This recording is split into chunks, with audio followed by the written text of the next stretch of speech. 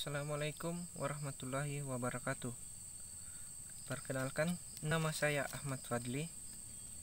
NIM 90300116050.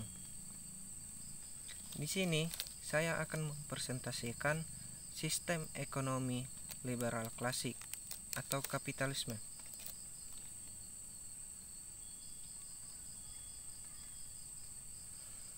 Yang pertama, saya akan membahas definisi sistem ekonomi liberal klasik.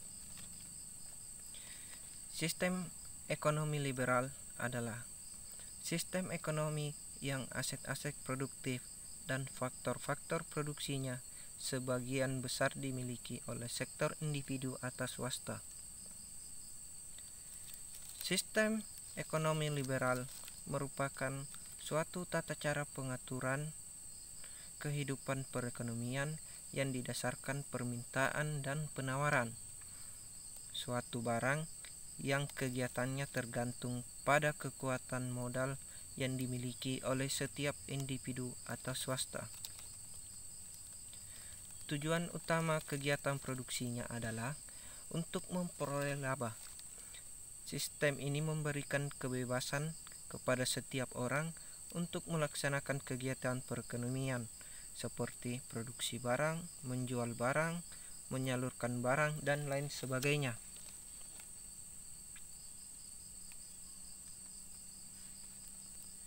Yang kedua, saya akan membahas lagi ciri-ciri sistem ekonomi liberal.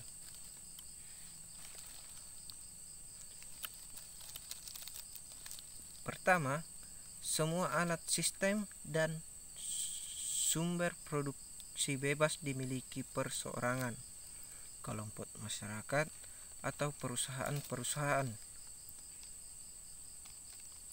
Kedua, pemerintah tidak ikut campur secara langsung dalam kegiatan ekonomi. Ketiga, kegiatan ekonomi di semua sektor dilakukan oleh masyarakat dan swasta. Keempat, setiap orang diberi kebebasan dalam hal pemakaian barang dan jasa. Kelima, modal memegang peran penting dalam kegiatan ekonomi. Dan yang keenam, kegiatan produksi dilakukan dengan tujuan mencari laba. Dan yang terakhir, yaitu adanya persaingan antara para pengusaha.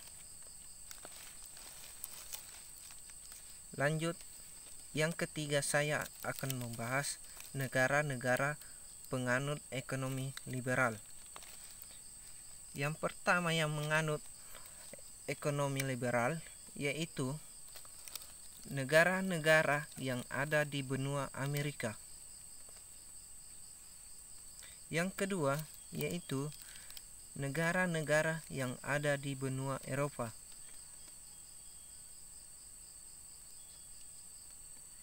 Dan yang ketiga yaitu negara-negara yang ada di benua Asia. Dan yang keempat, negara-negara yang ada di benua Afrika. Dan yang terakhir yaitu negara-negara yang ada di Kepulauan Oseania.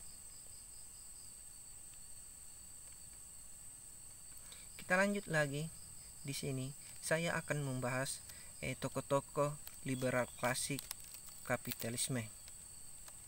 Yang pertama yaitu Adam Smith. Kita lanjut lagi.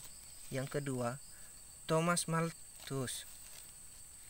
Dan yang ketiga yaitu Friedrich A. Hayek. Dan yang keempat yaitu Robert Nozick. Dan yang kelima, Paul Samuelson. Dan yang keenam dan yang terakhir adalah Harvey. Oke, kita lanjut lagi. Di sini saya akan membahas kelebihan dan kekurangan sistem ekonomi liberal. Yang pertama di sini kelebihannya yang itu lebih efisien dalam memanfaatkan sumber-sumber daya dan distribusi barang-barang. Terus yang kedua yaitu kreativitas masyarakat menjadi tinggi karena adanya kebebasan melakukan segala hal yang terbaik bagi dirinya. Dan yang ketiga, pengawasan politik dan sosial minimal karena tenaga, waktu, dan biaya yang diperlakukan lebih kecil. Yang keempat yaitu setiap individu bebas memiliki sumber-sumber produktif atau produksi. Yang kelima yaitu munculnya persaingan untuk maju. Lanjut lagi, di sini saya akan membahas kekurangan sistem ekonomi liberal. Yang pertama, sulitnya melakukan pemerataan pendapatan. Dan yang kedua yaitu cenderung terjadi eksploitasi kaum buruh oleh para pemilik modal. Dan yang ketiga, munculnya monopoli yang dapat merugikan masyarakat.